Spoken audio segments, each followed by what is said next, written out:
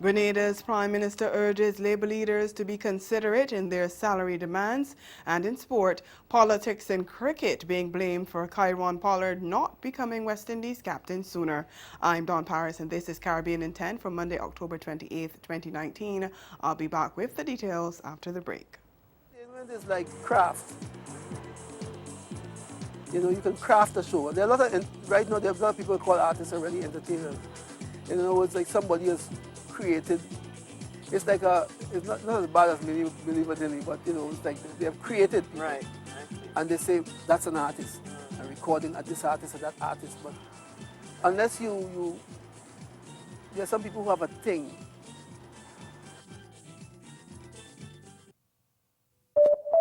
Coming up, a mix of cultures on display in one location. We showcase highlights from CaribFesta. Celebrating 10 years, it's the Food and Rum Festival in Barbados. And we learned about sustainable tourism in St. Vincent and the Grenadines. It's all next on Caribbean Passport, right here on this station.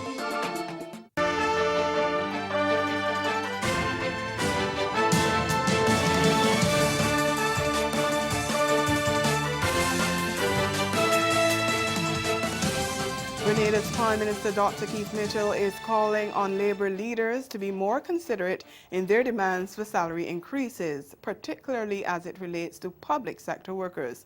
Addressing the convention of his ruling New National Party in St. Patrick's yesterday, he said it was necessary for wage negotiations to be undertaken within the constraints of the fiscal responsibility legislation. The roadwork, the major roadwork we're embarking on is coming from the soft money that we're getting. The monies that we're now increasing for house repair, if we go and give it to one group of persons, we won't have it there, sisters, to help those workers. The seed program has to be increased for some of our elder citizens and some of our handicapped persons in our society need more government help. The $200 they're getting, some of them can't live on it. So we should be talking about increasing it. So we can be talking about giving more to some of us who can afford to continue to live. Not, I say again, if the monies are there, we should give everybody a lot more. Guyana's President David Granger is predicting that his coalition, a Partnership for National Unity, APNU government, will be re-elected in regional and general elections on March 2nd next year. Speaking on a local podcast, Inside Sources, he said he looked forward to the continuation of the coalition in office. Granger's administration was defeated in a no-confidence vote filed by opposition leader Bart Jagdeo last December, and the Guyana Elections Commission, GCOM, is now in the process of preparing for the polls. The president says citizens should place the country's fate in his hands because he represents a broad coalition which welcomes parties that share common ideas and people who are prepared to work for the common good wherever they come from. Tenure as president brought stability to this country. It brought development. We have not been able to fulfill all of our objectives, but I have been able to inspire confidence in the bulk of the population that we should be allowed to continue our work, and that what I held out for them in the decade of development in terms of education, in terms of employment, in terms of infrastructure development, are things that they need. They see Guyana becoming more developed rather than stagnating. Granger is expected to face the People's Progressive Party Civics candidate Irfan Ali in the election for the position of president, and he says he's not too worried about his opponent. What I am trying to say is that Mr. Ali represents a different mindset. It's a mindset that has a large different following. ideology. I represent an inclusive ideology. I represent the Big Benab. I represent bringing people from all of the geographic regions. I'm the one who set up these 4 towns to serve the people. I'm the one running a 6-party coalition. He is telling people, if you want to serve, come into the PPP. I'm not telling anybody to join the PNC. I'm telling them to come into a Big Benab where their views will be listened to and where the interests of their constituents will be satisfied. The Haitian government has condemned attacks on foreign embassies in the capital during opposition street demonstrations to force President Jovenel Moïse out of office.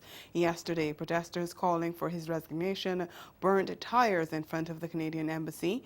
In Delmas, the protesters burned a vehicle near the same embassy and also sought to torch a branch of the Unibank by setting fire to the ATM. There were other similar attempts to burn down buildings across the country. Police fired tear gas and bullets into the air in a bid to disperse demonstrators. Some of the protesters were also demanding increased salaries and better working conditions. In a statement, the Ministry of Foreign Affairs condemned the attacks on the diplomatic missions and apologized to the ambassadors of Canada and France. The Ministry of Justice and Public Security said it had already instructed the Central Directorate of Judicial Police to open an investigation to ensure that those responsible for the acts can be arrested and tried according to the law. Stay with us. Your Midday Sport is next.